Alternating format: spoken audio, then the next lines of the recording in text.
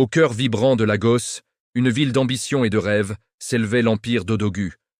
Son nom était synonyme de succès, de pouvoir et d'une fortune bâtie sur le travail acharné.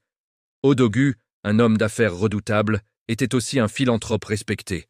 Il partageait sa richesse, offrant espoir et soutien à ceux qui en avaient le plus besoin.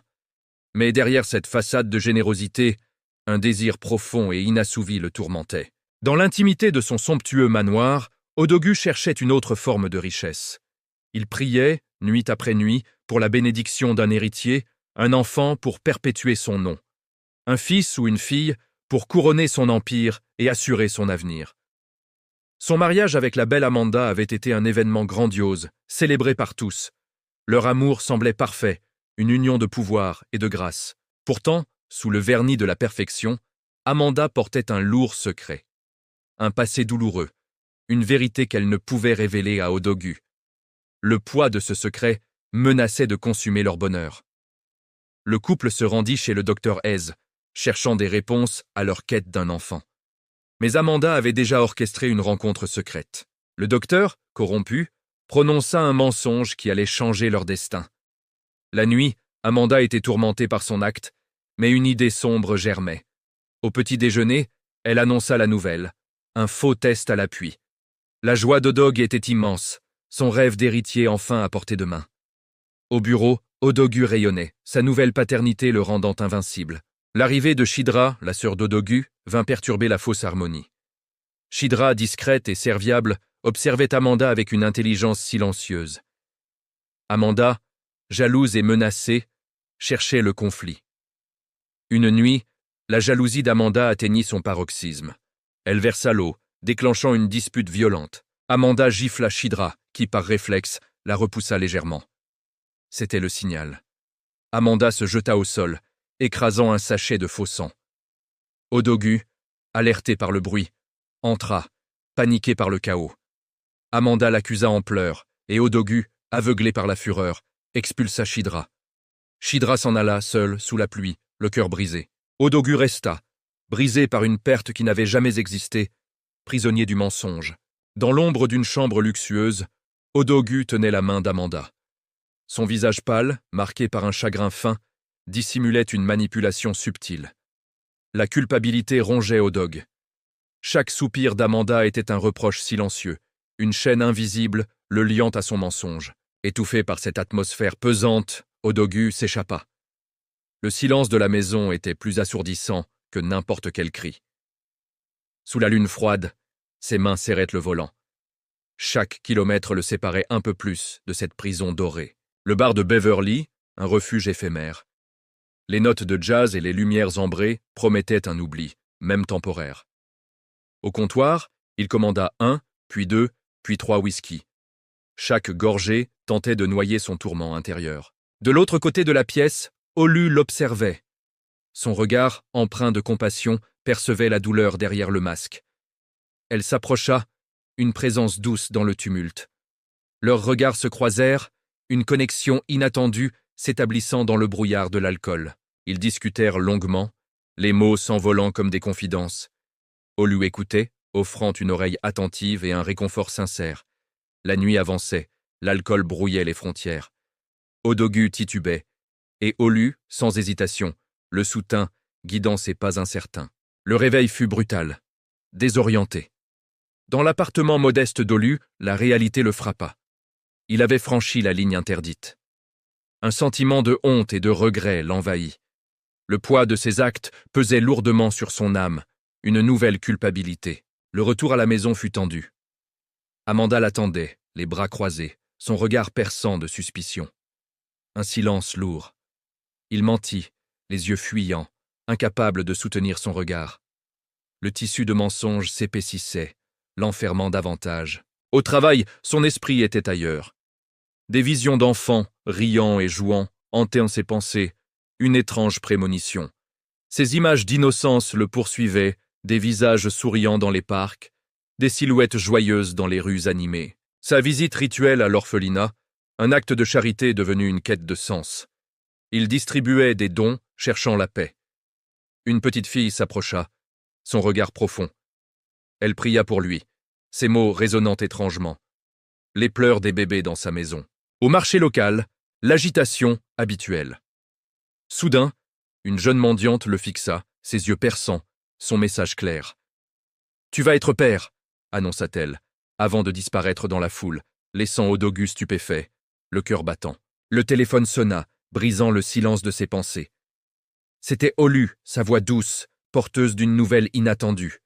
Elle annonça sa grossesse, une onde de choc. Dans son appartement d'Orange Drive, une nouvelle vie prenait forme. Odogu réalisa que sa prière était exaucée, mais à quel prix?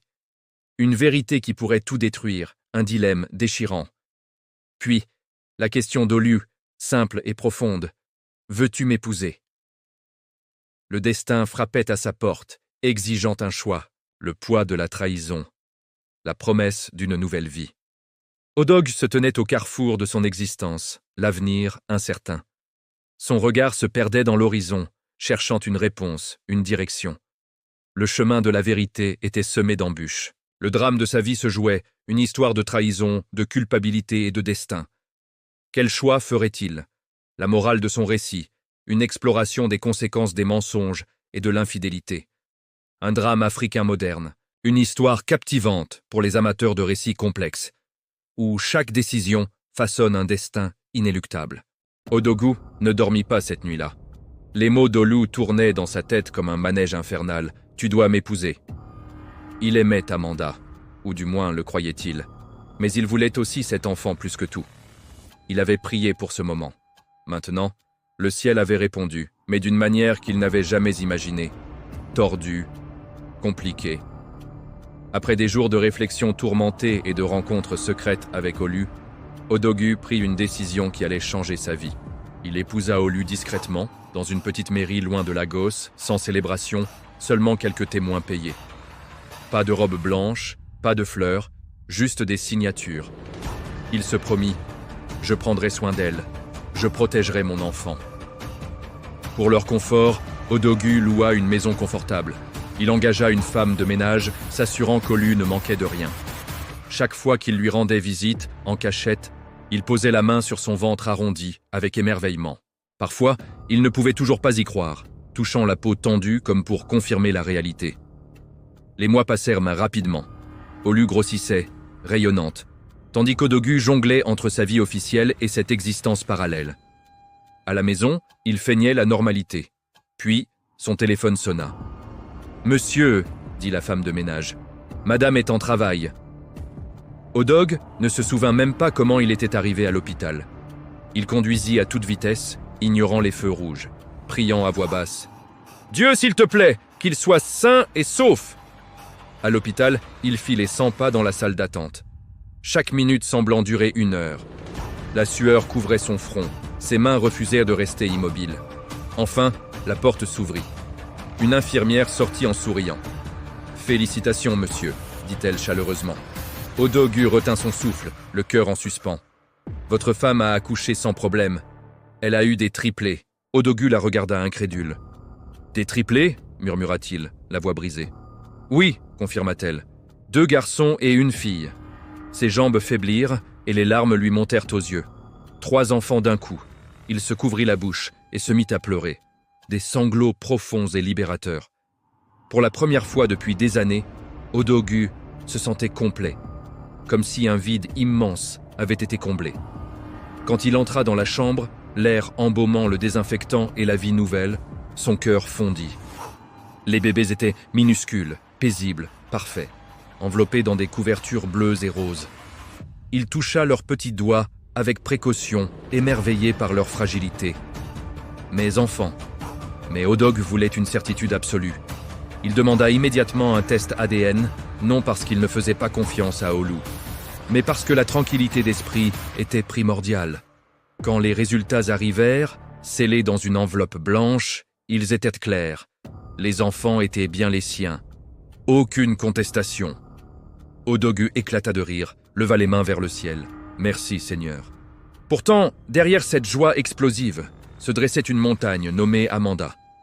Elle ne savait rien de tout cela, et elle ne l'accepterait pas facilement. Mais quel choix avait-il? C'étaient ses enfants. Ils devaient faire partie de sa vie. Quelques jours plus tard, Odogu rentra au manoir, le visage sérieux comme un juge. Il demanda à Amanda de s'asseoir. « Il y a quelque chose que je dois te dire », commença-t-il, la voix grave. Amanda le regarda, intriguée. « Qu'est-ce que c'est ?»« J'ai rendu une autre femme enceinte, » dit Odog lentement, choisissant chaque mot. « Elle a accouché. »« Cette nuit-là, la nuit où tu as perdu la grossesse, » continua-t-il, « je n'étais pas moi-même. J'étais lourd de chagrin et de confusion. Je suis sorti, je suis allé dans un bar et j'ai bu plus que je n'aurais dû. » Il marqua une pause, évitant son regard. « Dans ma faiblesse, j'ai franchi une ligne que je n'aurais jamais dû franchir. » Le cœur d'Amanda battait à tout rompre. Elle se souvenait de cette nuit-là, comment elle avait manipulé la situation. « Elle est enceinte, » dit Odogu. « Elle a accouché de triplés, 2 garçons et une fille. » Amanda ferma les yeux, la douleur se mêlant à la rage. 3 enfants, alors qu'elle avait menti. « Je veux les ramener à la maison, » ajouta Odogu. « Ce sont mes enfants. Je dois assumer mes responsabilités. » Les yeux d'Amanda s'ouvrirent lentement, brillants de fureur. « Donc ma souffrance t'a poussé dans le lit d'une autre femme. »« Tu veux l'amener dans ma maison, avec ces bâtards ?» hurla-t-elle. « Plutôt crever !» Odogu essaya de parler. Mais Amanda n'écoutait plus. En elle, la guerre avait commencé, une bataille pour sa survie. Cette nuit-là, elle resta assise seule dans le noir de leur chambre, à réfléchir, les ongles enfoncés dans les paumes. Si le destin voulait la punir, elle combattrait le destin lui-même. Car l'amour avait quitté son cœur, remplacé par la vengeance. Amanda ne pleura pas le lendemain matin, elle ne cria pas. Au contraire, elle devint silencieuse, très silencieuse. Et quand une personne blessée devient silencieuse, quelque chose de mortel est généralement en train de naître. Toute la nuit, elle s'était posé une seule question. Comment puis-je empêcher cette femme et ses enfants d'entrer dans ma vie ? Elle connaissait Odog mieux que quiconque. Supplier ne servirait à rien, pleurer non plus. Alors, elle avait besoin de quelque chose de plus fort. L'après-midi, Amanda s'habilla élégamment et se rendit au bureau d'Odogu, un gratte-ciel imposant au cœur de la ville. Quand elle entra dans le bureau spacieux, avec vue sur l'océan, elle s'arrêta net.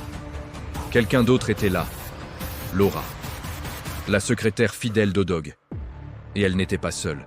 Un homme la tenait dans ses bras et ils s'embrassaient passionnément. Laura recula immédiatement en voyant Amanda, son visage perdant toute couleur. « Madame, je peux expliquer ?» balbutia-t-elle. Amanda sortit lentement son téléphone, un sourire froid se dessinant sur ses lèvres. Elle prit des photos, une après l'autre. Laura tomba à genoux, les mains jointes. « S'il vous plaît, madame. » C'était une erreur. Le sourire d'Amanda s'élargit légèrement. Une porte venait de s'ouvrir, une opportunité inespérée. « Tu fais ça dans le bureau de mon mari ?» demanda-t-elle froidement. « Ça n'arrivera plus jamais », pleura Laura. Amanda fit semblant de réfléchir, puis plongea la main dans son sac. Elle en sortit une petite bouteille blanche, anonyme, et la posa sur la table avec un cliquetis sinistre. « Je peux oublier ce que j'ai vu ?» dit Amanda doucement. L'espoir apparut dans les yeux de Laura. « Merci, madame. » Mais Amanda continua, implacable. « Mais tu dois faire quelque chose pour moi. » Laura se figea, sentant le piège. « Demain matin, » dit Amanda, « quand mon mari demandera son café, mets ceci dedans. » Laura fixa la bouteille. La voix tremblante. « Qu'est-ce que c'est ?» Le visage d'Amanda devint dur comme du marbre.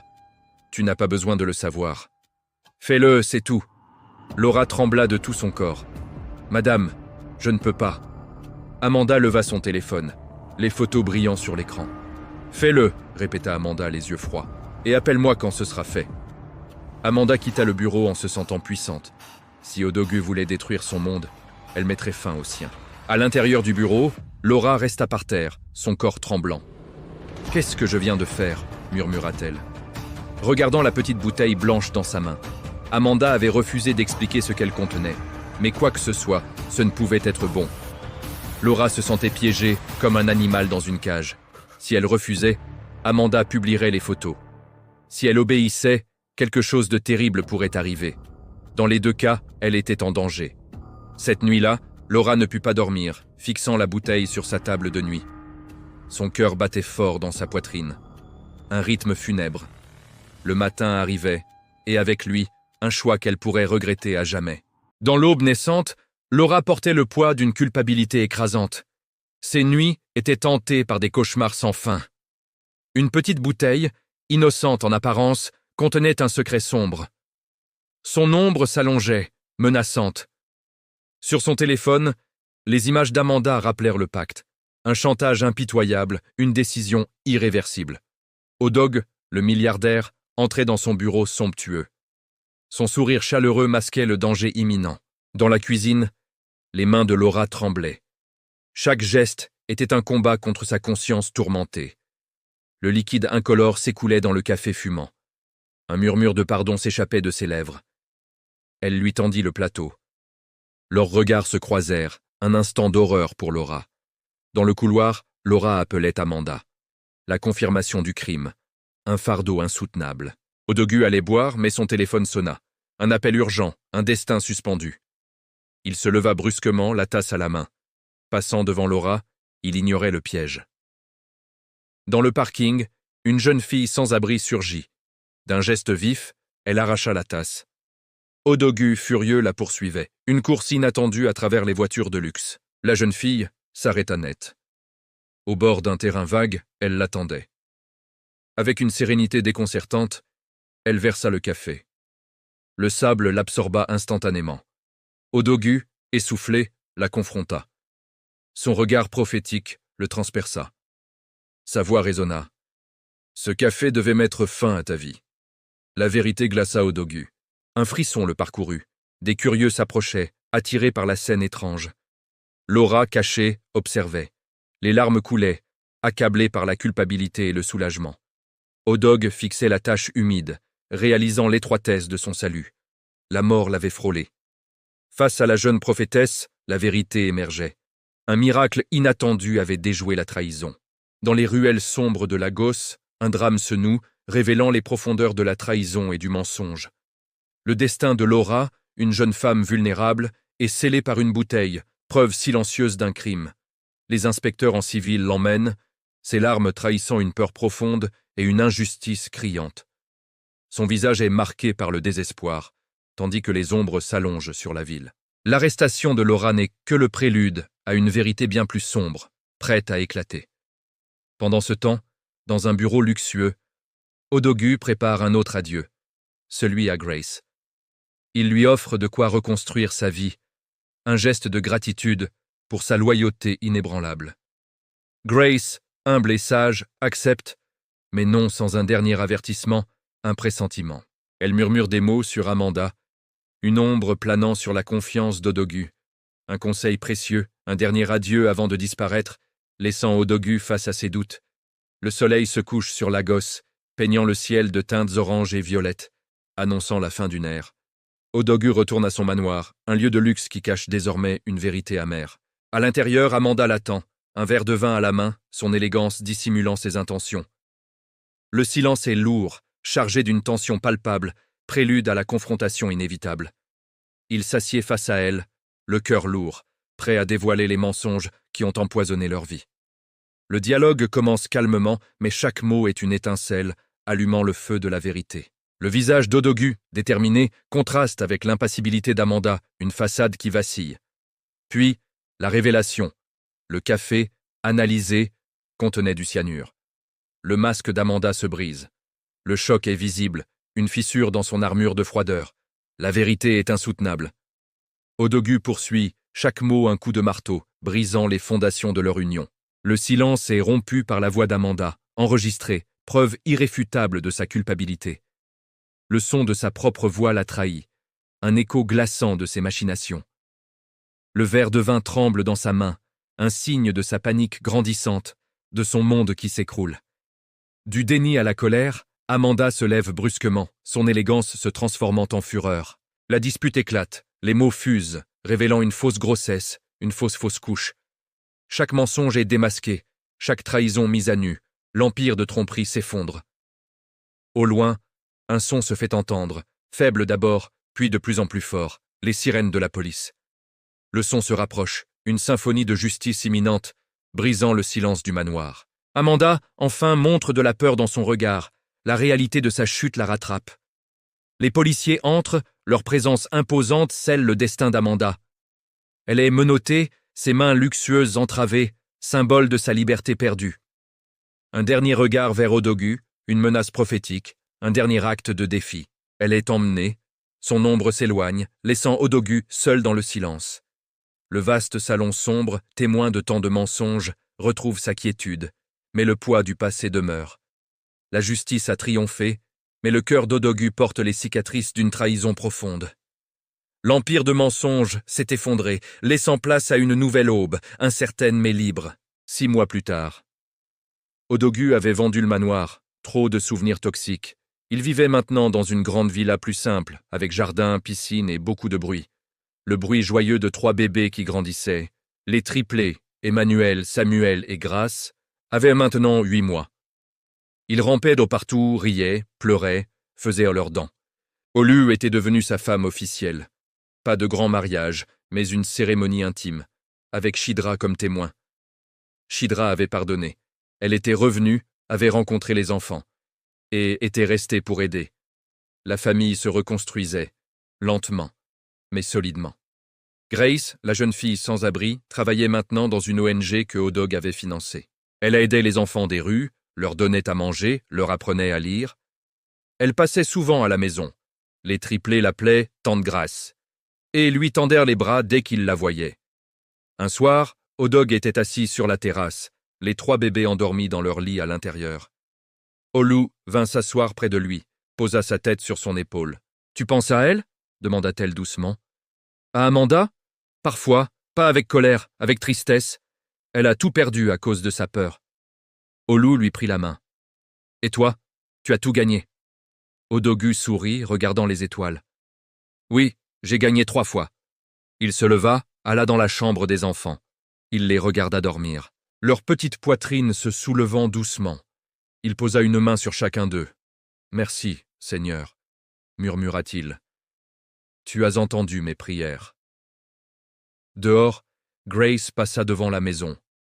Elle s'arrêta, leva les yeux vers le ciel et sourit. « Il est temps que je rentre, » dit-elle à voix basse. Elle s'éloigna dans la nuit, pieds nus sur le bitume encore chaud. Mais ceux qui la croisèrent ce soir-là jurèrent avoir vu une lumière douce autour d'elle. Et dans le cœur d'Odog, la paix était enfin revenue.